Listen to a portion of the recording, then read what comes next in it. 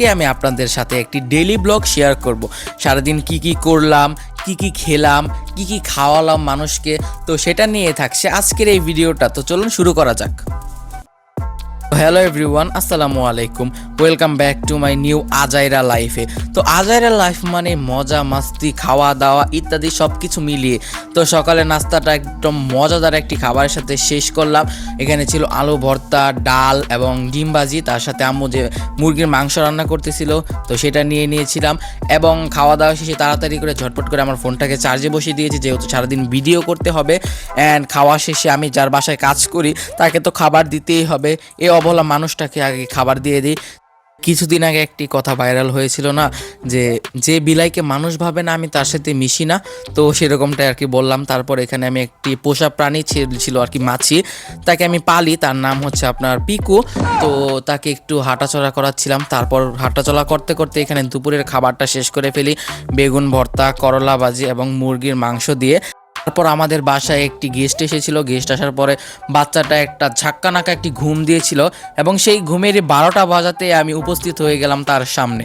তো আমি তাকে একটু আদর করে সেখানে ঘুম পাড়িয়ে দিচ্ছিলাম, আপনারা দেখতেই পাচ্ছেন। তো সেটা বাদ দেন, তো সেটা দেখতে দেখতেই বিকাল হয়ে গেল এবং বিকালে আমার মনটা কেমন কিছু খেতে মন চাচ্ছিল। তার জন্য আমি মিস্টার কাপ নুডলসটা যেটা ছিল সেটা নিয়ে এসেছি। আগে এখানে তেল দিত এবং সস দিত, সস তো দিয়েছে, আগে তেলও দিত। তো আমি সবগুলো মশলা দেওয়ার পরে এক্সট্রা করে একটু তেলও দিয়ে দিয়েছিলাম এবং একটু লবণও দিয়ে দিয়েছিলাম।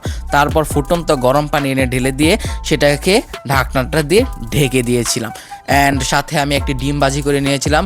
ওই পাশেটা দেখতে পারতেছেন, ওইটা হলো আমার ভাইয়ার, আর এটা হলো আমারটা একদম পুরো ডিমটা আমার রেখেছি আর ভাইয়ারটা একদম আউলিয়ে ফেলেছি। তো চলুন এবার খাওয়া যাক। আসলে খাওয়া তো মজা, আগে বেশি মজা লাগতো কিন্তু এখন এত একটা মজা লাগে না, তাও সেই স্বাদ। তারপর নুডলস খেতে খেতে চলে আসলো যেটা ছাড়া একদম অসম্পূর্ণ, চা। আসলে চা ছাড়া দিনটা একদম অসম্পূর্ণ। তারপর চা খেতে খেতে রাতের খাবার চলে আসলো। আমি উপরে আর কি ঢং করতে গিয়ে একটু উপরে চিংড়ি মাছটা দিয়েছিলাম, তাছাড়া চিংড়ি মাছ আমি এমনি আর কি আলাদা করে নিয়েছিলাম। তারপর রাতের খাবারে ছিল আপনার মাছ ভাজি এবং গরুর মাংস ভুনা।